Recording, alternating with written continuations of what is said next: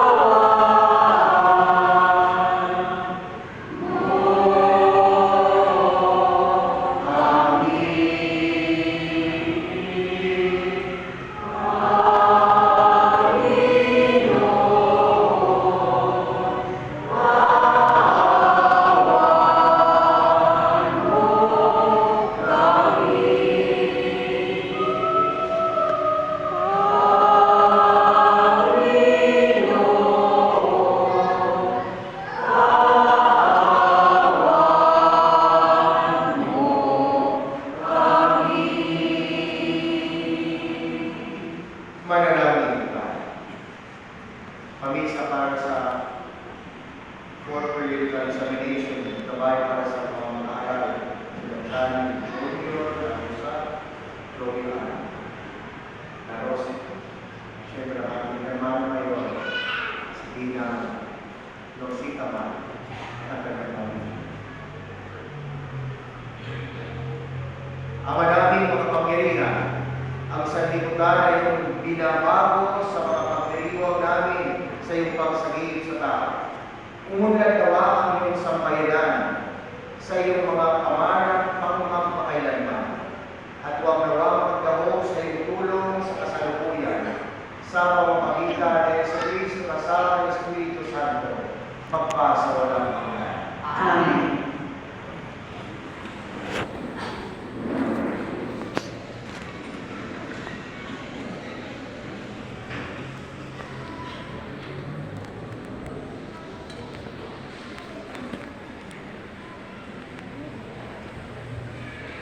Pagbasa mula sa aklat ni Propeta Isaías. Ang sabi ng Panginoon, ako ay lumikha, isang bagong lupa, isang bagong langit. Mga pangyayaring bawat lumilipas na ay di nababalik. Kaya naman, kayo'y dapat na magalak sa aking nilalang. Yamang nilikha ko ito Jerusalem, na ang aking matay maging kagalakan ng mga hinilang.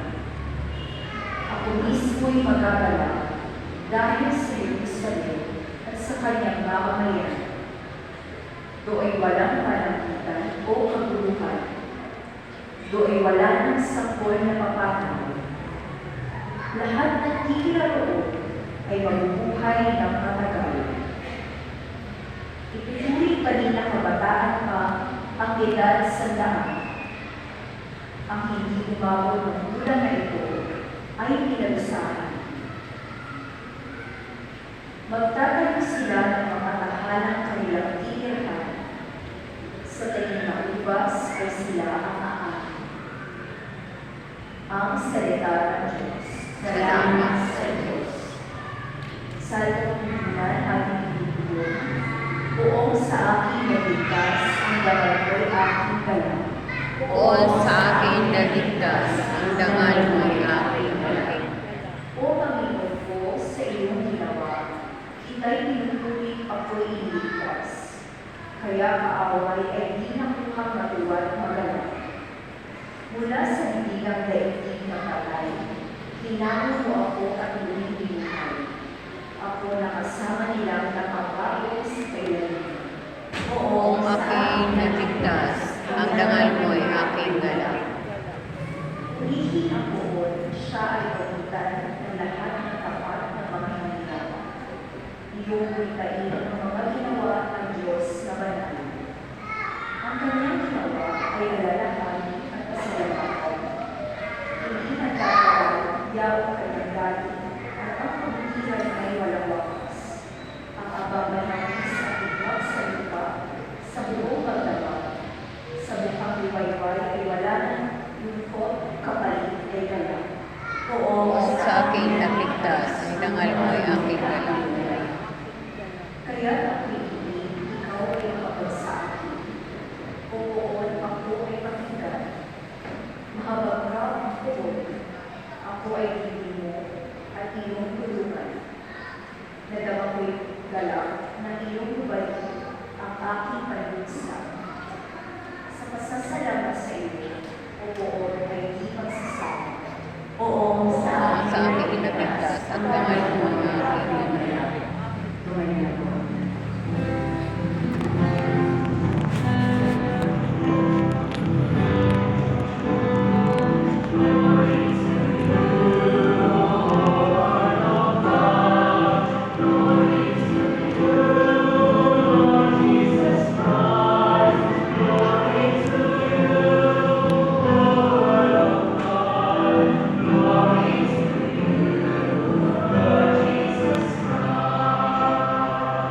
Matulig ang bawat gawin, masama'y iwasan natin.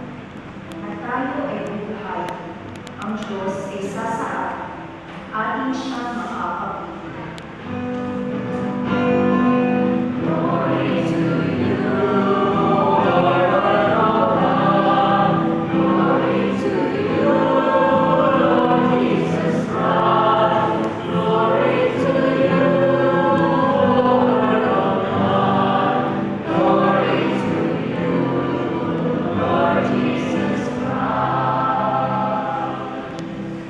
Sumainyo ang Panginoon. At sumainyo. Ang mabuting balita ng Panginoon ayon kay San Juan. Ako'y sa iyo, ang Panginoon.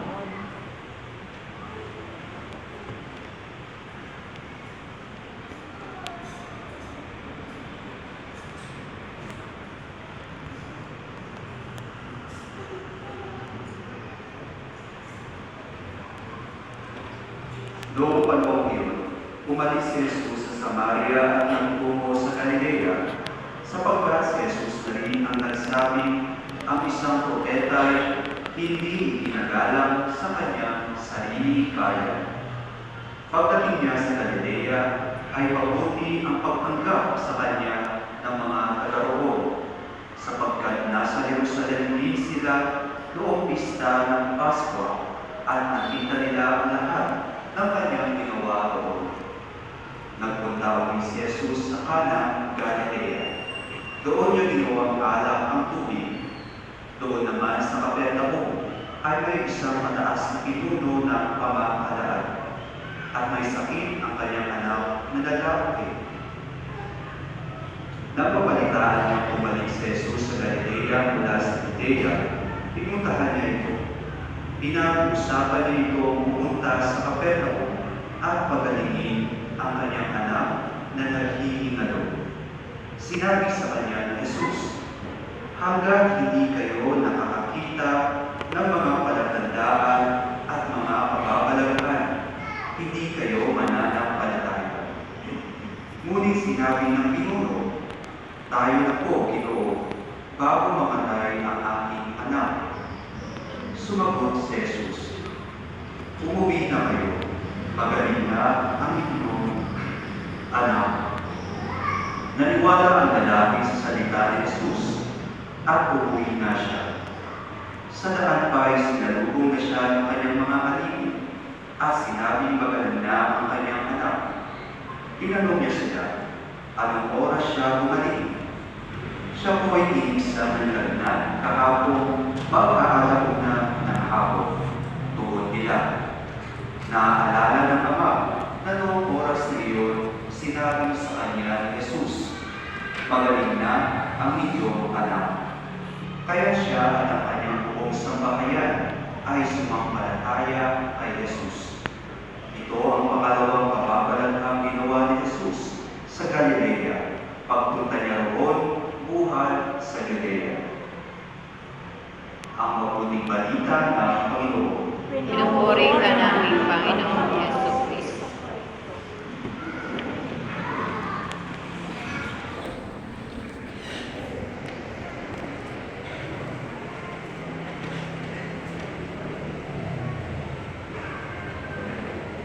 Instaurare omnia,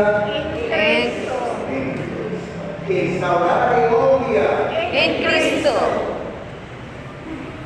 Palakpakan natin ang Panginoon.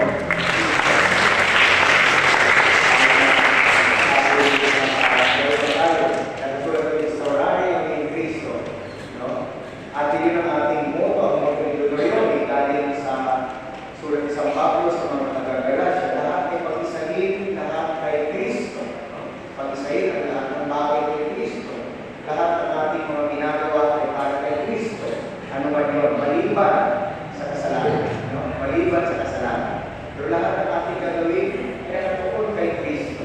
Mga kapatid, lalo na sa mga kabataan, dahil tinugulikan ang 16 of the month ay para sa mga kabataan. Marami tayong mga kabataan dahil sa ating tunuyon. No? Sa ating tunuyon. Ang mensahe ng salita ng Diyos ngayon ay tungkol sa pag-asa at pananampalataya. Ulitin natin, pag-asa Pag-asa at pananampalataya. Pag-asa at pananampalataya. Kailangan natin ng pag-asa ngayon sa ating mundo. Kailangan natin, iba ko na kailangan talaga natin ng pag-asa. Kahit natapos ng pilgrims of hope, pero kailangan natin ng pag-asa sa nangyayari sa mundo natin. No? Kapag seryoso tayo na makita ang nangyayari sa ating bayan at sa mundo, nangangailangan tayo ng pag-asa at pananampalataya. Kaya babalikan natin ang aklat sa unang pagbasa mula kay Isaías. Sinabi ng Diyos, lilikha ko ng bagong langit, bagong lupa. Ibig sabihin, hindi nais ng Diyos na manatili tayo nakatali sa lungkot. Hindi nais ng Diyos na tayo ay matali sa pagkakamali. Mas lalo sa kabiguan. Gusto ng Diyos na tayo ay mayroong bagong simula sa Kanya. Bagong simula. Kaya kasi Ebanghelyo na napakinggan na mayroon naman ni Father Kenneth mula kay San Juan. Isang ama ang lumapit kay Jesus upang pagalingin ang kanyang anak. Kahit wala siyang makitang himala. Kahit walang makitang himala. Pero nung nangyari, naniwala siya sa salita ni Jesus. Naniwala siya sa salita ng Diyos. At nang umuwi siya, natagpuan niya gumaling ang kanyang anak. Gumaling ang kanyang anak. Para sa ating lahat, lalo na sa mga kabataan, may tatlong mahalagang aral ang salita ng Diyos sa araw na ito. Na tayo ay piniwag ng unang trinyo kay San Jose at ang ating ama San Gregorio. Una, manampalataya kahit hindi ko nakikita ang resulta. Believe, even if you cannot see the result. Kahit wala ka pang nakikita ang kaninang resulta, maniwala ka. Kaya paminsan-minsan sinasabi natin, gagaling ako, papasa ako sa examination. Diba? Nung nag-aaral ako, sigurado kami mga pare, nag-aaral, Lord, kailangan meron akong examination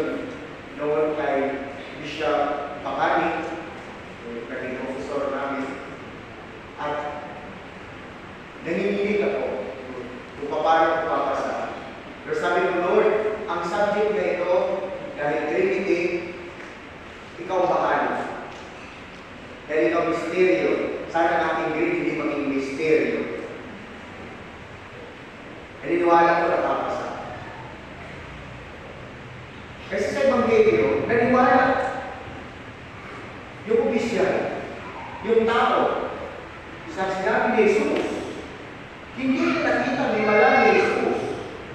Pero kung siyang merong tiwala, meron siyang tiwala. At ganito rin paminsan-minsan ang buhay natin, lalo na sa mga kabataan. No? Minsan hindi pa nila ang kinabukasan. Mga bata, hindi pa ninyo alam ang kinabukasan. What will be the future? No? Ano ang kurso na kukunin? Anong trabaho ang darating? Anong direksyon ng buhay? Hindi yun alam. Wala pa. Ano? Kaya nga ang kayaya ng Diyos para sa atin ngayon, magtiwala ka kahit hindi mo pa nakikita ang lahat ng sagot. Magtiwala ka kahit hindi mo pa alam. At kanino ba magtitiwala? Sa Kanya. Sa Kanya. Ito rin ang pananampalataya ni Jose, ni San Jose. Nang sabihin ng Diyos ang kanyang misyon, hindi niya alam ang lahat ng mangyayari. Pero anong ginawa niya? Nagtiwala siya at sumunod sa Diyos. Pangalawang punto, gamitin ang kabataan sa paggawa ng kabutihan. Gamitin bilang mga kabataan ang gumawa ng kabutihan. Dahil ang bata kumalit ay mabuti. Ang pangarap ng Diyos sa aklat ni Propeta Isaías ay isang mundong may kagalakan at buhay.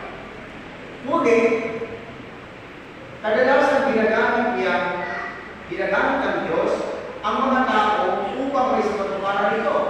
Unang-una tingin sa lahat, ang Diyos gumagamit ng tao, hindi ayaw. Hindi alaman. Dahil tao ang unang pinagkatiwala ng Diyos. Dito ay napakaganda ng halimbawa ni San Luis Giordano.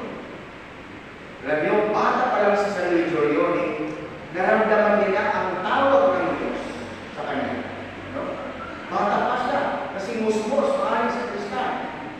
Sa kasaysayan, mag-aral ng Orionology, ang tawag sa pag-aaral ng Orionology, makikita na sa San Luis Giordano, from the very younger years of Don Orione, wala pang katulad ng mga bata nito, no?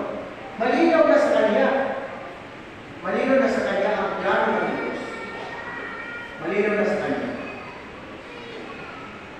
At anong nangyari sa kanya? Dahil malinaw niya, alam niya, tumutulong siya sa mahirap. Ayaw siya mahirap. Imagine sa Don Orione, mahirap na mahirap, pinani siya din.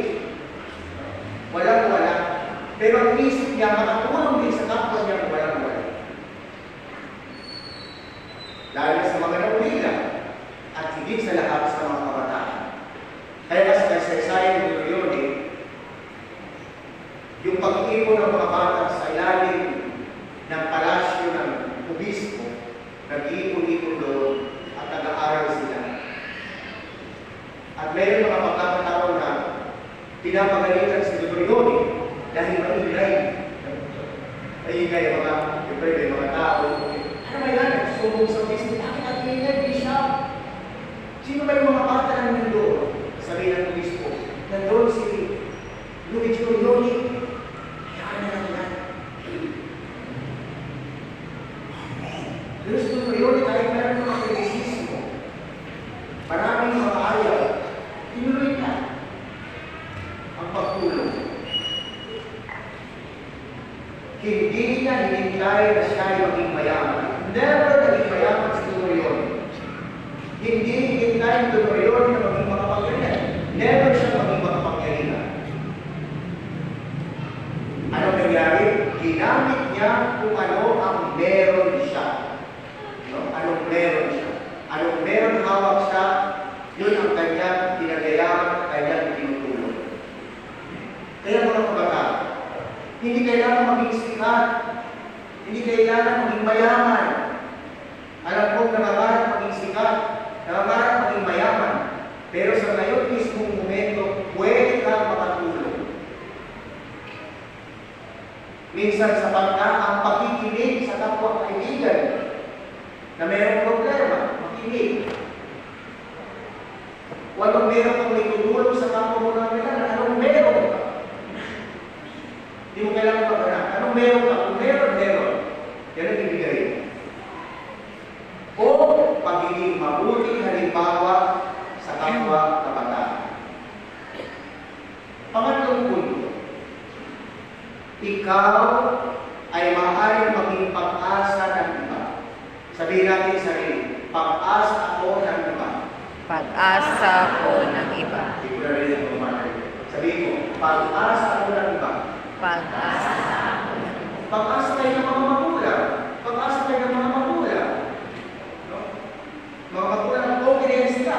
Mga bata, inaasahan kayo ng mga magulang. Inaasahan kayo ng lipunan. Inaasahan kayo ng bansa.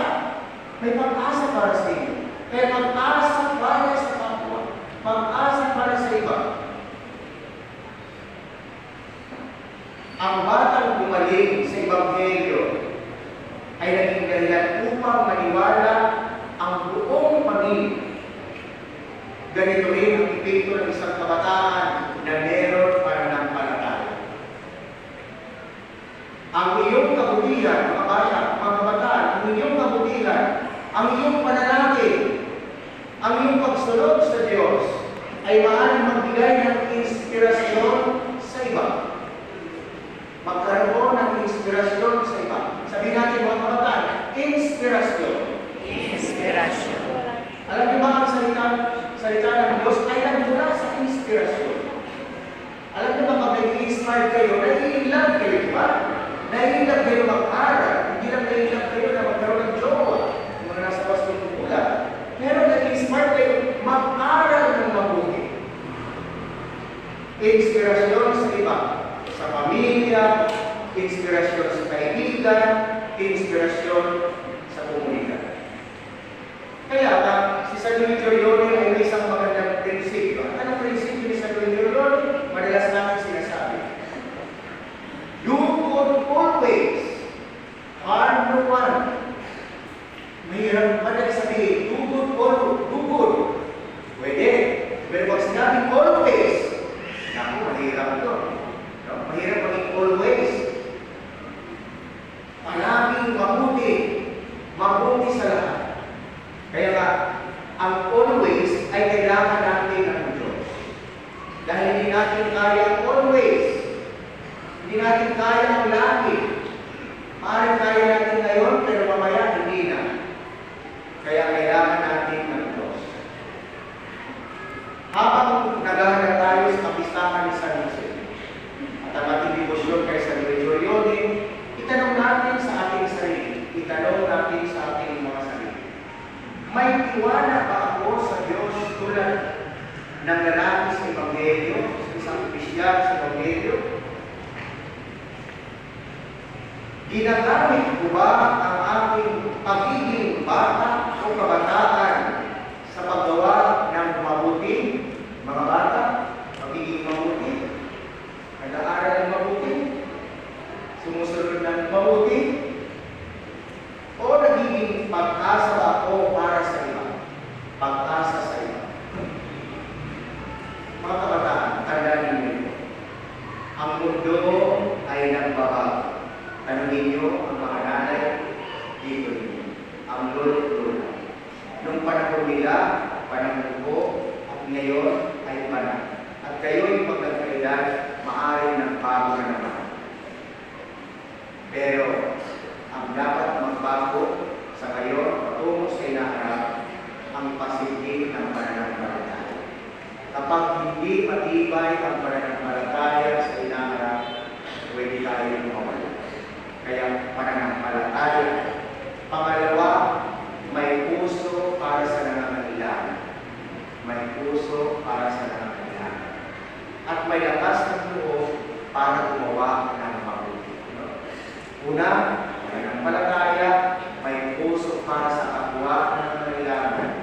Pangatlo, may lakas na gumawa ng mabuti.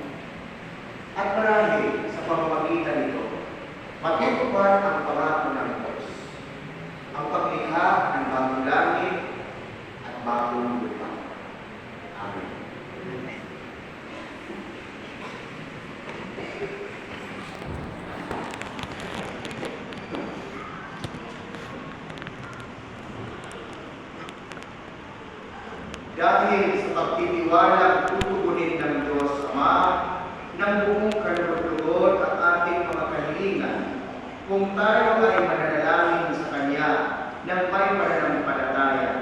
Ilatid natin ngayon sa Kanya ang ating mga pangangailangan. Panginoon, dinggin mo ang aming panalangin. Panginoon, dinggin mo ang aming panalangin. Ama, ang simbahan sa buong mundo naway maging isang simbolo ng mapagpagaling na gawain ni Kristo sa pamamagitan ng kanyang pagkalinga sa mga may karamdaman sa katawan, isip at kaluluwa. Manalangin tayo sa Panginoon. Panginoon, dinggin mo ang aming panalangin. Ang mga doktor, nurse, at iba pang nangangalaga sa mga may sakit, naway magpakita ng habag at kabutihan ni Jesus sa pagkalinga sa pinakamaliit na tutunan. Manalangin tayo sa Panginoon. Panginoon, dinggin mo ang aming panalangin. Itong Kwaresma, naway maging panahon ng pagtulong at pagkakasundo para sa mga pamilya at pamayanan. Manalangin tayo sa Panginoon. Panginoon, dinggin mo